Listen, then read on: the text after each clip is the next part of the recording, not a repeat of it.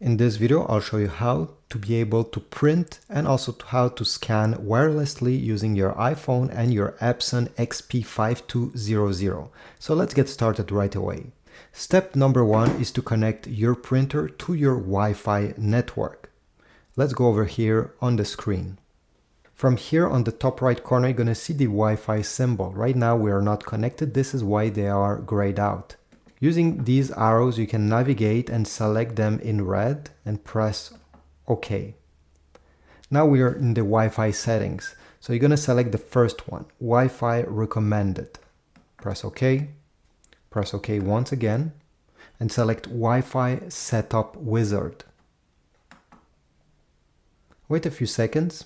It will scan for all the Wi-Fi networks that are currently around your printer. Here we go. It has only found one, but maybe in your area you're going to have multiple Wi-Fi routers of your neighbors.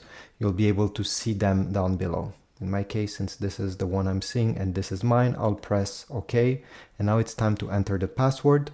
Press OK and use the keyboard and the arrows over here to type your password. If your password has some numbers, you need to select on the lower left side 1, 2, 3 and it will switch the keyboard. At the end, go ahead and select OK and press the OK button. Go down and select Start Setup. Press OK and wait. You're going to get this blue check mark with Setup Complete, simply confirming that everything is great and the printer is now connected to your Wi-Fi router. Then we need to go on the App Store, search for Epson Smart Panel. Once you found this app, go ahead and download it. Open, press Agree, press OK, press Next, press Allow while using app, press Next, press Allow. You're going to select your Epson printer from this list, XP-5200 series, and press OK once you see connection is complete. From here, you're going to select Use Tiles. You see on the lower right side. It's the easiest way to navigate through the app. If you have a new firmware that needs to be installed on your printer, it will ask you over here if you want to do it, and I suggest you press Start. I will not do it as this for now, since I want to show you how to print and also how to scan. So this is the main display of the app, and as you see, it's very easy to understand. A 4-year-old will be able to navigate through this. So if you want to print pictures or documents, press the print button, select whatever you want to print. So I want to print a document, I'll select this. You'll be able to navigate through your iPhone and select the exact PDF file you want to print.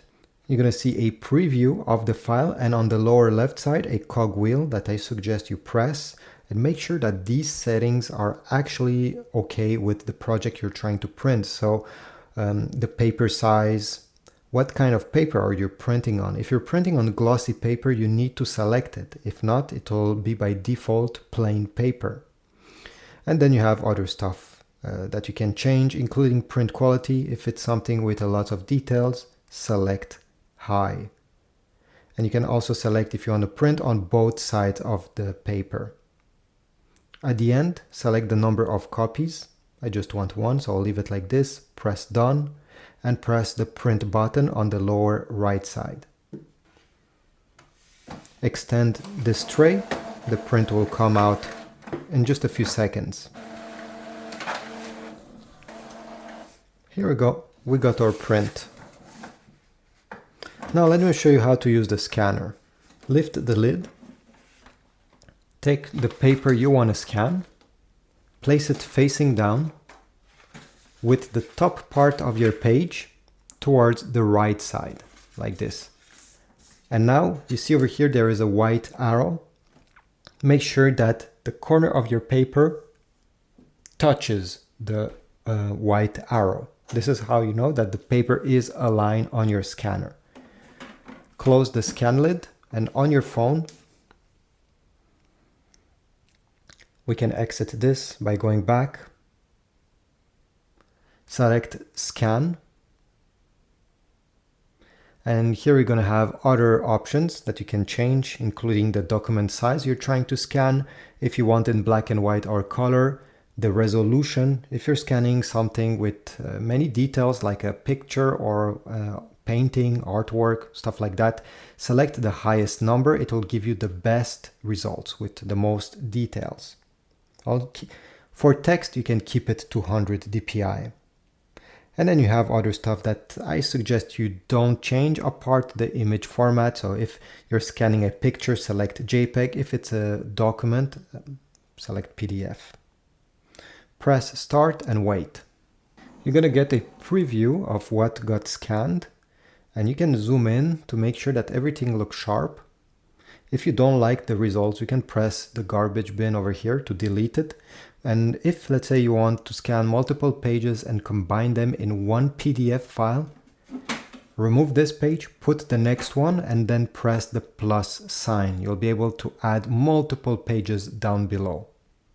Otherwise, you can crop the scan. You can rotate the scan if this is not what you want. Press next.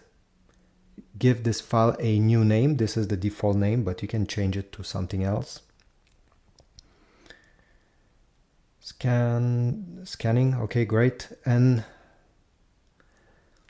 press the save button. You'll be able to save it on your iPhone in any folder that you wish. If you prefer sharing it on social media or with your contacts or in a specific app, click on the square over here with an arrow pointing up. You'll be able to select in which app or with which contact you want to share your scan. So this is about it. I hope my video was helpful. If so, please comment down below, subscribe, like, and I'll see you in the next video.